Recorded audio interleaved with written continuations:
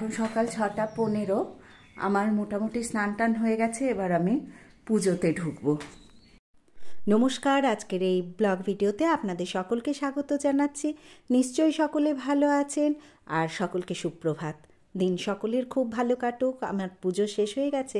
আজকে কেন এই ব্লগটা করছি সেটা অবশ্যই একটু আস্তে আস্তে জানতে পারবেন। চলুন রান্নাঘরে যাই। পায়েস করে ফেলেছি, তার মধ্যে কাজু দিতে ভুলে গেছি, তাই ওপর থেকে ছড়িয়ে দিয়ে একটু নেড়ে নেব। পায়েস দেখলেই মনে হয় না কারো জন্মদিন, না, তবে আজকে জন্মদিন নয়, আজকে 2 ছাত্রী, আমার কন্যা সন্তান সম আর কি, তাদের বিয়ে, আর তাদেরকে ডেকেছি আইবুড়ো ভাত খাওয়াবো বলে।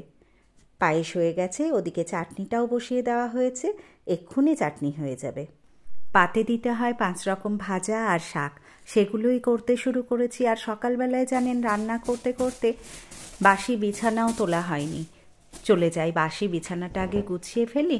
মেঝেটা এখনও ঠান্ডা ঠান্ডা আছে, শতরঞ্জিটা পেতে দেব, তারপরে আবার রান্নাঘরে গিয়ে মাংসটা চাপিয়ে দেব। শাড়ি 2টো কিনেছি, কিন্তু ওদের পছন্দ হবে কিনা জানি না, না হলেও এখন এই মুহূর্তে করার কিছু নেই। মাংসটা কষতে শুরু করেছি, আর এরই মধ্যে দেখুন ওরা চলে এসছে। ওদের হাতে শাড়িটা তুলে দিই।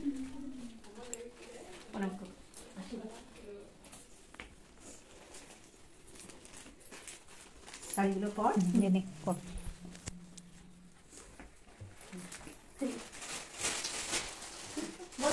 ওরা যতক্ষণ সাজুগুজু করছে ততক্ষণ আমরা ওপরে এসে খাবারটা সাজিয়ে ফেললাম। মেঘা আবার জানেন 2খানা কেক নিয়ে এসছে প্রীতি রুমনের জন্য, আর সেটাই সাজানো চলছে।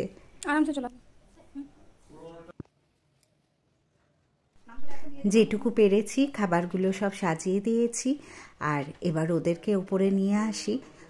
এখনই খেতে না বসলে খাবারগুলো একেবারে ঠান্ডা হয়ে যাবে।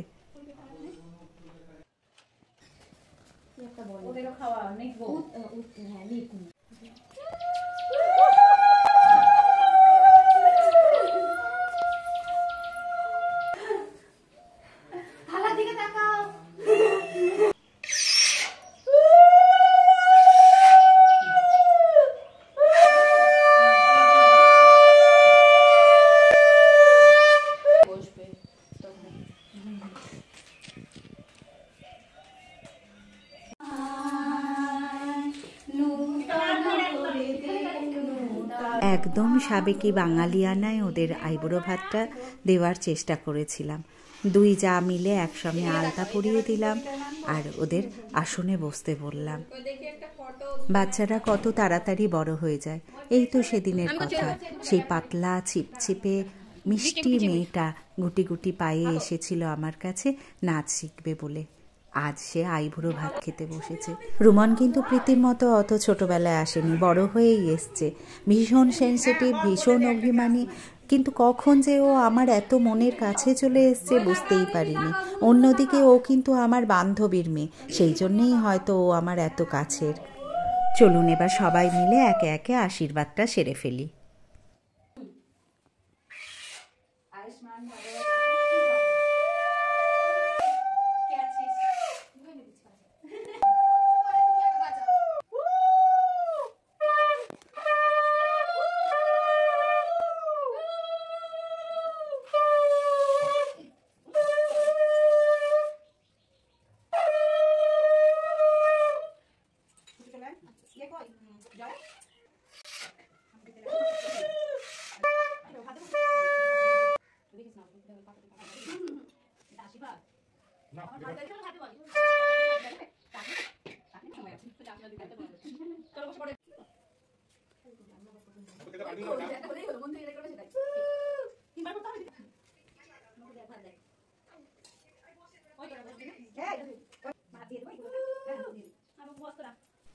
একদিকে আশীর্বাদটাও চলতে থাক, অন্যদিকে খাবারগুলোও বেড়ে ফেলি।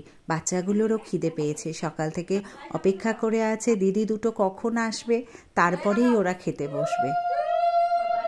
রুমন যেহেতু একটু বড়, সেহেতু রুমন সব শেষে প্রীতিকে আশীর্বাদ করছে। এটা আমার সৌভাগ্যও বলতে পারেন, দুজনকে একসঙ্গে আইবুড়ো ভাত খাওয়াচ্ছি।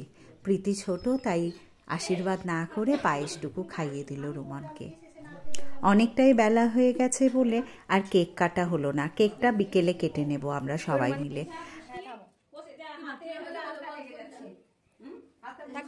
একটু ভাতটাকে তাকাও কই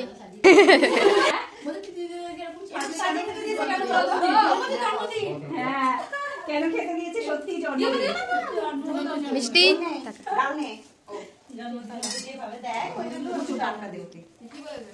ওর 4 মাস লাগবে শেষ করতে। মাংসটা খুব সুন্দর করেছি যে আমাকে একটু মাংস দে, লবণ নিয়ে আসবো অপেক্ষার অবস্থান। পায়েস বাকি আছে, ভাবতেই আমার কেমন লাগে। বালতির মধ্যেই হাত ধুবি। দেখ তো সরি আমি কি জানি আবার কি কথা। হ্যাঁ এতদিন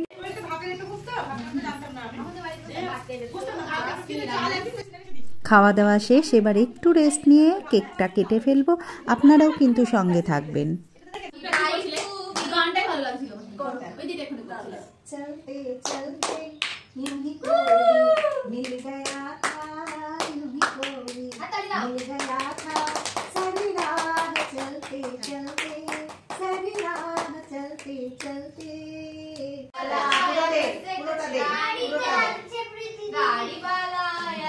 ভিডিওটির শেষের দিকে চলে এসেছি। আপনাদের একটুও যদি ভালো লেগে থাকে অবশ্যই একটা লাইক করে দেবেন। আর আপনাদের কাছে আরেকটি অনুরোধ, ওদেরকে অনেক অনেক আশীর্বাদ করুন। আবার আপনাদের সঙ্গে দেখা হবে, ততক্ষণের জন্য বিদায় নিচ্ছি।